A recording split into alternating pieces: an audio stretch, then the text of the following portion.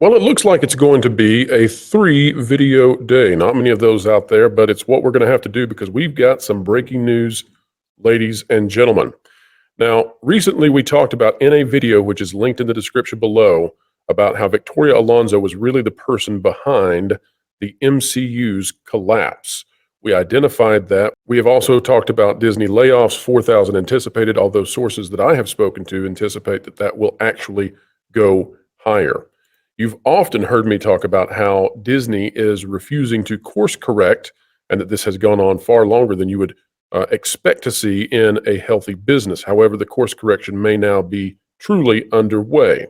Victoria Alonso is out at Marvel, she being largely the architect of the diversity, equity, and inclusion pushes into the narratives of the cinematic universe.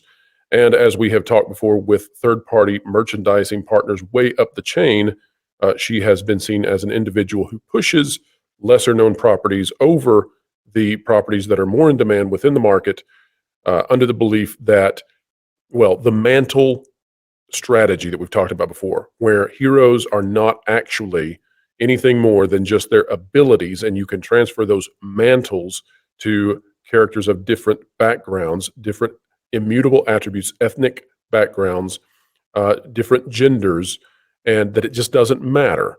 That's how you can then diversify the Marvel Cinematic Universe rather than actually creating new and exciting characters that are also diverse in immutable ways. So this is an earth-shattering kind of thing for Disney. This is earth-shattering for Marvel. Nobody that I know of had made any sort of announcement in regards to this coming about. We didn't know this. I haven't heard a single peep over the weekend. So for somebody this big in the company to be let go and for it to not make a sound all the way through the weekend is huge. Marvel Studios veteran producer Victoria Alonso exits. This is Variety. Jordan Moreau, the Hollywood Reporter, had the original scoop, but this one I think is better. Marvel Studios executive Victoria Alonso has exited the studio. Variety has confirmed she joined Marvel Studios in 2005 as executive vice president of visual effects and post-production, serving as co-producer on early Marvel Cinematic Universe films like Iron Man, Iron Man 2, Thor, and Captain America, the First Avenger. Since then, Alonso has worked as an executive producer on every Marvel Studios film and TV show since 2012's The Avengers. Also note that when Mike Perlmutter dropped out of Marvel, that Alonso is largely seen as having been a huge contributor in terms of the direction of the studio. In 2015, Alonso was promoted to executive VP of production, and in 2021, she was up to president of physical post-production, VFX, and animation. In her role, she oversaw all of Marvel's post-production, including its visual effects work, which has come under repeated and vociferous criticism by visual effects professionals. Now, this goes on to talk more about Miss Alonso. It talks about sort of the downfall with Quantumania, but we've been seeing this more and more. Now, why does this matter? Why is this a person that has any kind of impact on Marvel? According to what we're reading from Variety, she's just a VFX person, right? Well, let's take a look at some of her past statements. This from CBR.com out of 2019. Marvel Studios executive criticizes the X-Men name is outdated. Yeah, you're going to need those X-Men now, and that may be what's going on here.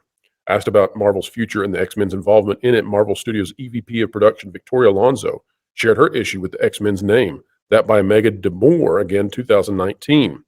I don't know where the future is going, she told Nuke the Fridge.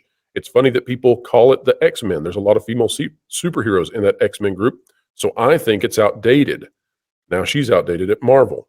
I don't know where it's going to go. They've just now joined, she added. They actually have a movie coming out very soon. No, that wasn't true, which is under that banner as their last film, so we'll see what time will tell. Well, I guess she was actually talking about the X-Men Dark Phoenix, so right on that, wrong in terms of Marvel getting an X-Men movie out in a timely fashion.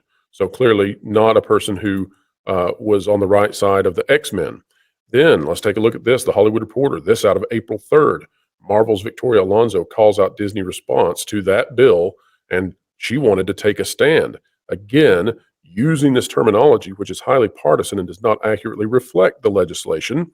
On the other side, they use a term that's related to the word broom, right? You can rhyme that. But the actual legislation, if you take away both ends of those political partisan spectrum terminologies, is just the parental rights legislation.